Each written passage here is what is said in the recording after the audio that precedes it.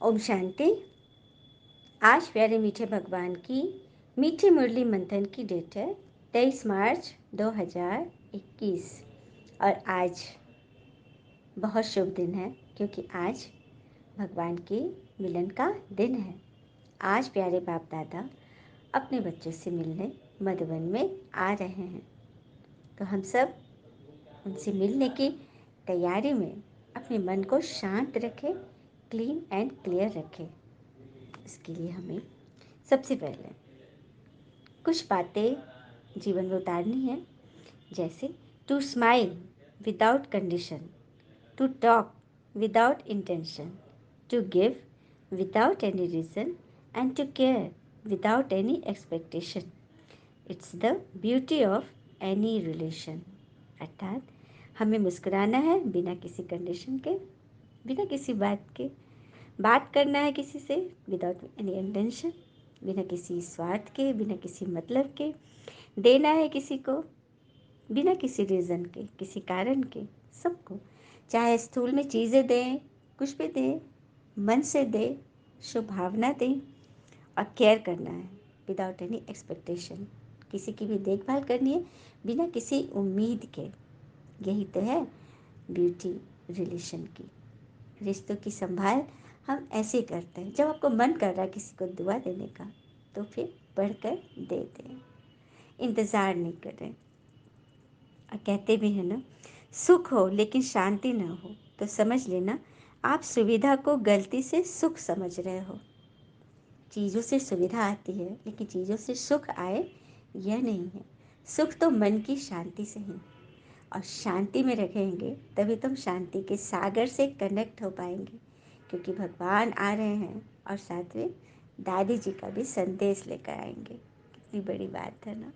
तो चलिए बाबा हमें आज क्या सुना रहे हैं, हम सभी सुनते हैं। बाबा कह रहे हैं, मीठे बच्चे, सच्चे सेल्वेशन आर्मी बन सबको इस पाप की दुनिया से पुण्य की दुनिया में ले चलना है। सबके डूबे हुए बेड़े को पार लगाना है। सेल्वेशन आर्मी मतलब बचाव पक्ष का की सेना। हम लोग देखते हैं ना, जब भी कोई भूकंप आता है, कुछ डिजास्टर की चीज़ें हो जाती हैं, उथल पुथल हो जाती है, हाँ, तो उसमें बचाव के लिए कौन आते हैं? सेना से जवान लोग आते हैं ना। इसी तरह से बाबा कह रहे वो तो सोशल मतलब कि शारीरिक आर्मी है, जिस्मानी आर्मी है, लेकिन आप सब हो रूहानी आर्मी। आत्मा से आप सबकी सेवा करते हो, तो इस पाप की दुनिया से सबको पुण्य की दुनिया की ओर ले जाना है। हम सभी पाप की दुनिया के इस युग में बह रहे हैं, सभी डूब रहे हैं। हम सबको सेल्वेट करके उस पार ले जाना है, इस श्रीमत के द्वारा, भगवान के नियमों पर चलकर।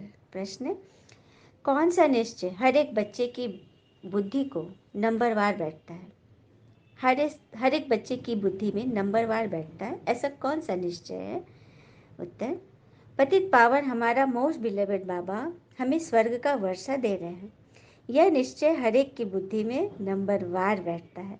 अगर पूरा निश्चय किसी को हो भी जाए तो माया सामने खड़ी है, बाबा को भूल जाते हैं, फेल हो पड़ते हैं। जिन्हें निश्चय बैठ जाता है वह पावन बनने के पुरुषार्थ में लग जाते हैं। बुद्धि में रहता है अब तो घर जाना है। भगवान कह रहे हैं कि किन बच्चों को निश्चय नहीं बैठता? जिनकी बुद्धि में रहता है कि भगवान तो है लेकिन वो चल नहीं सकते, माया सामने खड़ी है, भुला देती है कि मोस्ट बिलीवेड हमारे भगवान ही हमें पढ़ा रहे हैं। यह निश्चय पूरी रीति नहीं बैठता है। और जब बैठ जाए तो पुरुषार्थ में लग जाते हैं। उन्हें बुद्धि में रहता है कि अब तो हमें घर जाना है, क्योंकि घर चलने की बारी आ गई है ना। भगवान आ गए हैं और हमारा गोल ही है अपने घर जाना, क्योंकि अब हम धरती पर आ चुके हैं, अपना काम रिपीट हो गया है, अब हमें वापस अपने घर जाना है। अच्छा, मीठे मीठे बच्चों प्रति भगवान की नमस्ते। हम बच्चों के भी प्यारे शिव पिता को नमस्ते। और बाबा दिल से सभी आत्माओं की तरफ से आपको very very very good morning. धारणा के लिए मुख्य सार है, पहली पॉइंट, विद रिस्पेक्ट पास होने के लिए सजाओं से छूटने का पुरुषार्थ करना है। याद में रहने से ही स्कॉलरशिप लेने के अधिकारी बन जाएंगे। विद रिस्पेक्ट, पास होने के लिए सजाओं से छूटने का पुरुषार्थ करना है। तो सजा कौन दे रहा है हमें? हमारे खुद के विचार, हमारे संकल्प ही हैं जो हमें सुख की ओर या दुख की ओर ले जाते हैं। अब जैसे कि कई आत्माओं को होता है ना कि नहीं नहीं, किसी की बड़ाई करते हैं हम, तुम बहुत सुंदर लग रहे हो, या तुम्हारे कपड़े बहुत अच्छे हैं, आपका बच्चा तो पढ़ने में बहुत तेज है, तो कहेंगे ना लोग ज़्यादा मत बोलो नज़र लग जाएगी। दुनिया में ये बातें फैली हुई है। लेकिन कोई दूसरा यदि बोलेगा कि आपका बच्चा तो नहीं पढ़ रहा है ठीक से, ये अच्छा नहीं करेगा आगे, तो उसी वक्त हम काटते हैं कि नहीं नहीं ऐसा नहीं है, मेरा बच्चा बहुत ठीक है, बहुत अच्छा करेगा। तो क्या उस वक्त नज़र नहीं लग रही है? लेकिन कोई दूसरा अगर अच्छी बात बोल दे, बड़ाई कर दे, तो उसमें हम कहेंगे कि नहीं नहीं मत कहो, नज़र लग जाएगा। तो जब हम किसी को दूध मतलब पानी दे रहे हैं किसी को, तो वो उसके तक जाते जाते दूध थोड़ी हो जाएगा। क्या उसके जाते जाते वो मतलब दूषित जल थोड़ी बन जाएगा। जो हम देंगे उस तक वही पहुंचेगा। तो भी नज़र कैसे लगेगी? यदि हम शुभ भावना से बोल रहे हैं तो वो शुभ ही होकर जाएगा ना, और ही कई गुना बढ़कर जाएगा। वो कड़वा कैसे हो सकता है? हम किसी को आम दे रहे हैं तो वो करेला कैसे बन जाएगा? ये सोचने वाली बात है कि हम अपने थॉट से सोचें कि हम क्यों माया के चक्र में पड़ रहे हैं। दुनिया जिस तरह से सोच रही है, जैसा संग हो रहा है, हम उनके संग में खुद को क्यों रंग रहे हैं? हम अपनी तरफ से तो पॉजिटिव रहना, ये भगवान सिखा रहे हैं हमें। यही सजा है कि सब कुछ अच्छा होते हुए भी हम किसी एक विचार को पकड़कर अपने मन को दुखी करते हैं, क्वेश्चन में डालते हैं। अच्छा खासा मेरा मन है, मतलब मेरा बच्चा अच्छा खासा खेल रहा है, कूद रहा है, मतलब अच्छे से है वो, हम उसको बिना बात के डांट रहे हैं, तो वो रोएगा नहीं। तो हम वही करते हैं। अपने मन के साथ हम यही करते हैं, बिना बात की बात लेकर के बस सजा खाते हैं। तो उससे बचना है हमें, याद में रहने का पुरुषार्थ करना है, तभी हम स्कॉलरशिप लेने के अधिकारी बनेंगे। दूसरी पॉइंट, सच्चा सच्चा पांडव बन, सबको रूहानी यात्रा करानी है, किसी भी प्रकार की हिंसा नहीं करनी है। सच्चा सच्चा पांडव बन, सबको रूहानी यात्रा करानी। सच्चा सच्चा पांडव अर्थात जिन्होंने महाभारत युद्ध में जीत पाई थी। तो इस कलयुगी दुनिया से हमें उपराम होकर के सत्युगी दुनिया की तरफ जाना है। तो हम उस दुनिया की ओर ले जाने वाले पांडव हैं, जीत दिलाने वाले। तो खुद भी चलना है और को भी ले जाना है, किसी प्रकार की हिंसा नहीं करनी है। यहाँ कोई स्थूल अस्त्र शस्त्र की तो बात है ही नहीं। यहाँ तो बस, क्योंकि हमारे मन के अंदर ही तो युद्ध चल रहा है ना। मन के अंदर ही राम भी है और रावण भी है। अब हमें यह देखना है कि हम ज़्यादातर किस साइड रहते हैं, राम के साइड या रावण के साइड। क्योंकि जो हम सोचेंगे बोलेंगे वही तो रिपीट होकर हमारे तक आएगा। एक बार एक पिता और पुत्र पहाड़ों की तरफ घूमने के लिए निकले हुए थे। चारों तरफ से पहाड़ थी, वादियाँ ही वादियाँ, मतलब बहुत अच्छा सीन था। अचानक पिता थोड़े आगे निकल गए थे, बच्चा पीछे से आ रहा था, छोटा बच्चा था। उसके पैर में चोट लग गई किसी पत्थर से टकरा के, और वो गिर गया ना, तो जोर से उसके मुंह से आवाज़ निकली, आ, मतलब दर्द से। तो उसने जो आवाज़ निकाली मुख से, चारों तरफ से उन वादियों में वही आवाज़ गूंज गया एकदम जोर से। तो बच्चा डर गया। पिताजी थोड़ा आगे थे, डर गया कि कौन है, कौन मुझे नकल कर रहा है, मुझे दर्द हुआ और वो मुझे चिढ़ा रहा है। तो इसे पूछा कौन हो, जोर से पूछा। फिर उधर से आवाज़ आई कौन हो, और जोर से। अब ये और डर गया। फिर पिताजी को बुलाया, पिताजी आए, क्या हुआ? वो तो देखिए ना, मैं गिर गया हूँ, कोई मेरी नकल कर रहा है, मुझे चिढ़ा रहा है, मैं पूछ रहा तो वो भी मुझसे पूछ रहा है। पिताजी तो सब बात समझ गए। तो पिताजी ने बोला कि अच्छा, कोई तुम्हें चिढ़ा रहा है, ठीक है, अब तुम बोलो कि मैं तुमसे बहुत प्यार करता हूँ। तो जब उसने वो बोला तो उधर से भी आवाज़ आई, तो इसके चेहरे पे तो स्माइल आ गई कि पिताजी वो भी मुझे प्यार करता है। तो हाँ बेटे, तुम जो बोलोगे सोचोगे उधर से वही रिपीट होगा। तो ऐसा बच्चा बहुत अच्छी रीति समझ गया। कहने का बात है कि हम जो प्रकृति को देते हैं ना, हम जो सोचते हैं, तो प्रकृति अर्थात से बाहर हमारे सराउंडिंग्स नहीं, हमारे मन, हमारा शरीर भी तो प्रकृति के तत्वों से बना है ना। तो हमने जो सोचा तो सबसे पहले हमारी प्रकृति में गई और वो फिर बाहर संदेश दे देगी, तो उसी का नेगेटिव असर हमारे तक लौट कर आएगा। तो हमें डरना नहीं है, क्योंकि हमारी चीज़ है ना, मन हमारी रचना है ना, हम उसमें जो बीज डालेंगे वही तो फल रूप में निकलेगा।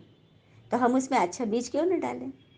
और उसी अच्छे बीज के लिए तो परमात्मा हमें रोज रोज यह ज्ञान सुना रहे हैं, ताकि हम बच्चे अपना कल्याण करें, जिससे हमारे अपने स्वभाव से, हमारे विचार से औरों का कल्याण, हमारे वाइब्रेशन से घर परिवार समाज देश विश्व तरक्की करे, सुख की दुनिया की ओर जाए।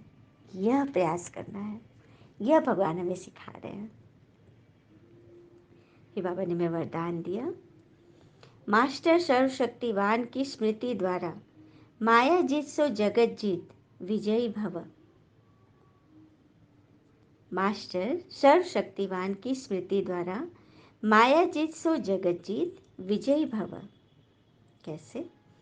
जो बच्चे बहुत सोचते हैं कि पता नहीं माया क्यों आ गई, तो माया भी घबराया हुआ देखकर वार कर लेती है। इसीलिए सोचने के बजाय सदा मास्टर सर्वशक्तिवान की स्मृति में रहो तो विजयी बन जाएंगे। विजयी रत्न बनाने के निमित्त ही यह माया के छोटे छोटे रूप है। इसीलिए स्वयं को माया जीत जगत जीत समझ माया पर विजय प्राप्त करो। कमज़ोर मत बनो, चैलेंज करने वाले बनो। कितनी सुंदर बात है। तो जो बच्चे बहुत सोचते हैं कि माया आ गई, माया आ गई, तो क्या होता है, माया भी देखती है कि इसने तो मेरा आह्वान किया है, मुझे बुलाया है।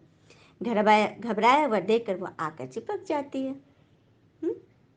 तो ऐसा सोचने के बजाय हमें क्या सोचना है कि मैं तो मास्टर सर्वशक्तिवान हूँ, मैं तो सदा विजयी हूँ। हमें विजयी बनाने के ये माया के छोटे छोटे रूप हैं।